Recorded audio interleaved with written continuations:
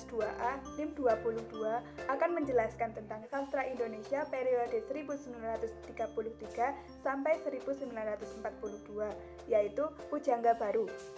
Pujangga Baru didirikan oleh Sultan Takdir Ali Syahbana dengan bertujuan untuk menumbuhkan kesusastraan baru yang sesuai dengan semangat zamannya dan mempersatukan para sastrawan dalam satu wadah. Karena sebelumnya boleh dikatakan cerai-berai dengan menulis berbagai majalah.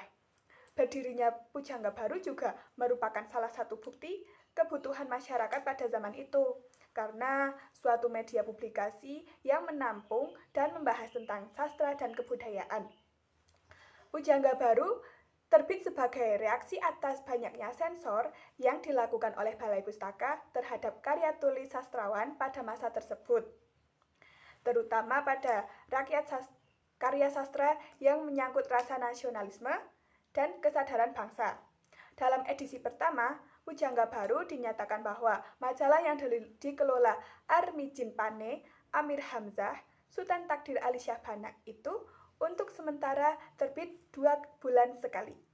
Untuk karakteristik Pujangga Baru yaitu karya sastra yang banyak ditulis adalah puisi, drama, cerpen roman yang beraliran romantik, puisi jenis baru, dan soneta. Puisi-puisi tersebut menggunakan kata nan indah, bahasa perbandingan, gaya bahasa yang afan dan polos. Kemudian ada prosa yang ditulis menggunakan watak bulat, teknik perawatan tidak dianalisis secara langsung, alurnya erat, mempersoalkan kehidupan masyarakat kota seperti emansipasi, pemilihan pekerjaan yang diwarnai idealisme, serta bersifat didaktis. Selanjutnya ada pengarang dan karya sastra. Di sini saya akan menyebutkan 10 pengarang dan karya sastranya.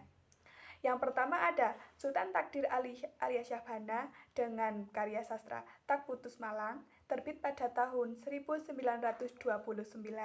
Yang kedua ada Sanusi Pane dengan karya sastra Airlangga, terbit pada tahun 1928. Yang ketiga ada J.E. Tenteng dengan karya sastra Rindu Demam, terbit pada tahun 1928. Yang keempat ada M.R. Dayoh dengan karya sastra Perang Orang Minahasa dengan Orang Spanyol. Itu terbit pada tahun 1931.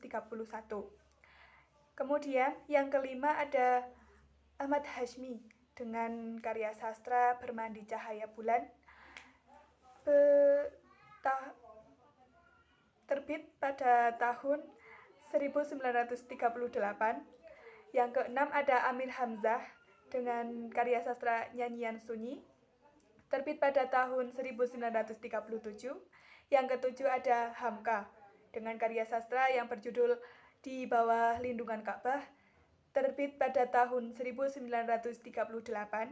Yang kedelapan ada Rifai Ali dan karya sastra Kata Hati, terbit pada tahun 1941. Kemudian ada karya sastra yang perempuan, yaitu ada Hamidah atau dengan nama lain Fatimah Hasan Delais dengan karya sastra Kehilangan Mestika, terbit pada tahun 1935. Dan yang terakhir ada Selasih dengan karya sastranya yang berjudul Kalau Tak Untung, yaitu terbit pada tahun 1933. Yang terakhir ada karya puncak.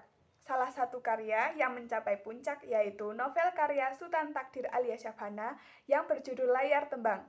Novel ini mencerminkan tentang cita-cita Sultan Takdir Ali Syahbana. Novel Layar Tembang diterbitkan oleh Balai Pustaka untuk pertama kalinya pada tahun 1936 dan tahun 1963 novel ini diterbitkan di Kuala Lumpur dengan edisi Melayu.